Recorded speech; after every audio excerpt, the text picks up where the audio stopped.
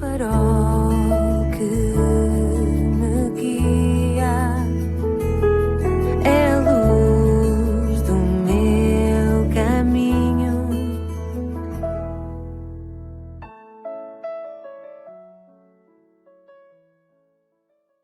Sou o Carlos Oliveira e quero dar as boas-vindas à 65ª edição do programa Pedindo Luz, cujo tema hoje é a eternidade do inferno. Por que os homens não acreditam que o inferno seja real? Bem, em parte, porque não ouvem bastante sobre o mesmo. Ora, Jesus foi o maior pregador do fogo do inferno e eu tenho que fazer eco das suas palavras nesta responsabilidade de avisar as pessoas do perigo eterno que as ameaça, sem elas saberem até. Ouvir sobre os terrores do inferno pode chocar a tua consciência, mas despertar-te-á para a tua falsa segurança. É isso que eu espero que te aconteça. A doutrina do inferno é uma das doutrinas mais negligenciadas na Bíblia. Quando hoje o inferno é mencionado, geralmente é ridicularizado, como se o inferno estivesse tão fora de moda que só os ingênuos e os ignorantes acreditam que tal lugar exista realmente.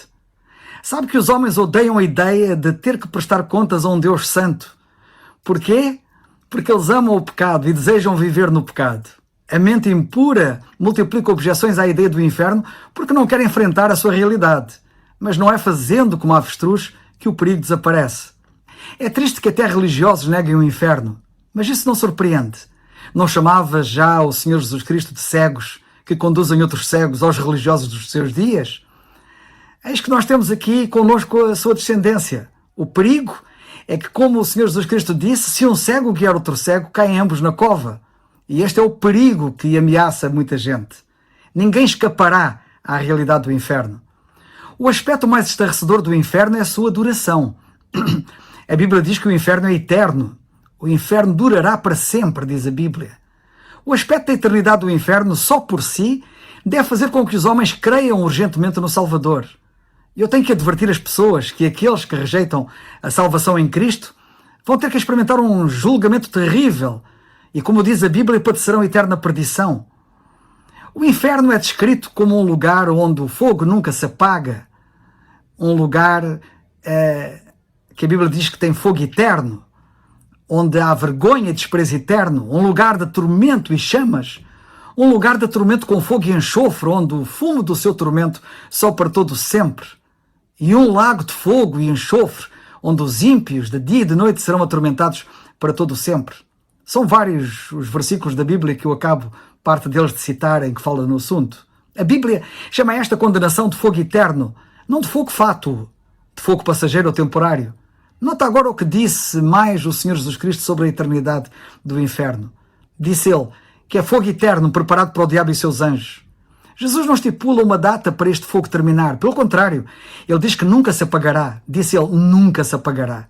Fogo que nunca se apaga, onde o seu bicho não morre e o fogo nunca se apaga. Em Daniel 12:2 nós lemos, e muitos dos que dormem no pó da terra ressuscitarão, uns para a vida eterna e outros para vergonha e desprezo eterno. Muitos perguntam, como castigar a uma pena eterna, um pecado que dura apenas um momento? Bem, eu já noutra ocasião respondi a isto, mas respondo também com uma outra pergunta. Como é que o pecador pode ter a audácia de ofender por um prazer momentâneo uma majestade divina e eterna?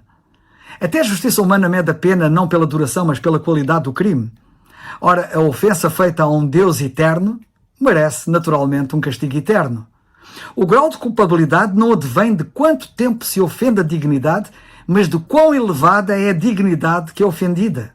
O homem não se pode esquecer que peca contra um Deus infinitamente digno de obediência, infinito em glória, infinito em pureza. Nenhuma dignidade é mais elevada que Deus, e nenhuma transgressão é mais vil e tão mais para ser condenada. O Deus que condena aos homens é um Deus eterno. A eternidade do inferno está baseada na natureza eterna de Deus. Mas mais, o inferno também tem que ser eterno porque os homens continuarão a pecar no inferno. Aumentarão e agravarão ali a sua culpa. O inferno é um lugar onde os condenados blasfemam contra Deus permanentemente e contra si próprios. Se alguém pensa que após o juízo de Deus os homens melhoram, desenganem-se, pois está escrito de uns que sofreram o castigo de Deus. Eles mordiam as suas línguas de dor e por causa das suas dores e por causa das suas chagas blasfemaram do Deus do céu e não se arrependeram das suas obras. Os homens não se arrependem no inferno porque o seu caráter de pecadores não muda ali no inferno. Permanecem pecadores para sempre. Os homens continuam a pecar toda a eternidade. Consequentemente, Deus puni-los-á eternamente. Mas, no meio de tudo isto, é importante saber que Deus é justo e não comete nenhuma injustiça. Em Deuteronômio 32, 3-5, nós lemos: dai grandeza ao nosso Deus. Ele é a rocha, cuja obra é perfeita, porque todos os seus caminhos juízo são. Deus é a verdade e não há nele injustiça. Justo e reto é. Corromperam-se contra ele. Seus filhos eles não são. A sua mancha é deles. Geração perversa e torcida é. Por menor curioso, nós vemos aqui neste texto: seus filhos eles não são, os condenados. Muitos perguntam como é que Deus pode condenar filhos ao inferno. Ignoram que tais não são seus filhos. Uma pessoa só se torna filho de Deus, diz a Bíblia, se crer no Senhor Jesus Cristo como seu único Salvador. Isto convém ficar claro. Eis o estado lastimoso dos pobres condenados ao inferno. Ficarão ali encerrados eternamente naquele cárcere de tormentos, sem que haja para eles esperança de sair dali. Depois de passados milhões e milhões de séculos, os desgraçados bem podem perguntar aos demónios: quando é que acabarão estes tormentos, estes ais, estas chamas? Que os demónios vão lhes responder certamente: nunca, nunca. E quanto tempo durarão? Poderão perguntar eles. E ser-lhes respondido de uma forma terrível: sempre, sempre. Alguns ainda assim perguntam: mas se Deus é amor, por que razão Deus não dá perdão aos condenados? Mas não foi isso que ele fez ao Cristo vir a este mundo, morrer em seu lugar? Por que é que o rejeitaram? Por que é que também tu o rejeitas? Agora, concentra-te ainda mais no que vou dizer a seguir. O Senhor Jesus Cristo descreveu o inferno como um fogo que nunca se apaga, em Marcos 9, um lugar onde o seu bicho não morre. Este texto fala-nos também da duração do inferno para todo sempre. Ora, esta é a mesma frase usada para falar da existência eterna de Deus. O inferno, nota bem, não é menos eterno do que o próprio Deus. A Bíblia diz em Apocalipse 4:9 que Deus vive para todo sempre.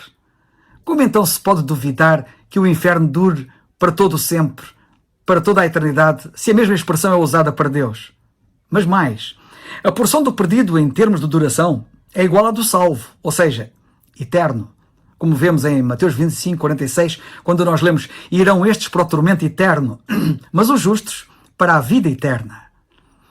Tanto a bênção do justo como o tormento do ímpio são eternos. As falsas doutrinas inventadas pelos homens, como a doutrina da aniquilação ou do fim de existência, que tentam negar a eternidade do inferno, não subsistem diante da clareza das Escrituras. A quem foi parar ao inferno, a Bíblia diz que melhor lhe fora não ter nascido. Ora, aos que pensam que a morte significa a aniquilação ou o fim de existência, como poderia isto ser dito a tal pessoa se iria ser aniquilada e deixar de existir? Que punição há numa suposta aniquilação ou não existência? Não faz sentido nenhum.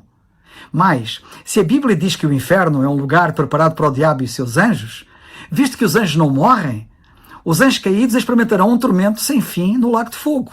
Na verdade, é isso que João diz acerca de Satanás em Apocalipse 20:10. E o diabo que os enganava foi lançado no lago de fogo e enxofre, onde está a besta e o falso profeta, e de dia e de noite serão atormentados para todo sempre. Nota como a Bíblia diz que 1000 anos depois da besta e do falso profeta, duas personagens que ainda não surgiram em cena, mas que irão surgir, serem lançados no lago de fogo, e lermos acerca deles que estes 1000 anos depois ainda estão ali e ali ficarão para sempre. Diz a Bíblia assim: e a besta foi presa e com ela o falso profeta. Estes dois foram lançados vivos no ardente lago de fogo e enxofre.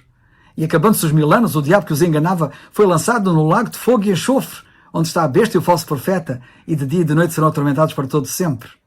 No inferno não há nenhuma esperança. Não há mesmo esperança de desaparecer. A esperança de ser aniquilado, a esperança de deixar de existir. Para sempre é a máxima que existe lá. Os perdidos são condenados para sempre. No inferno a frase para sempre está em toda a parte espelhada. Os aniquilacionistas ensinam que os homens no inferno acabarão por ser consumidos, deixando de existir. Mas o Senhor, no seu severo aviso, disse que as pessoas no inferno, cada um será salgado com fogo.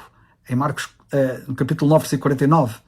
Nós pensamos no sal como um condimento para realçar o sabor dos alimentos, mas os antigos pensavam no sal como um conservante. Quando os homens iam para o mar durante meses a fio, se eles quisessem ter a carne para comer Durante o período das suas longas viagens, essa carne tinha que ser fortemente salgada para ser preservada.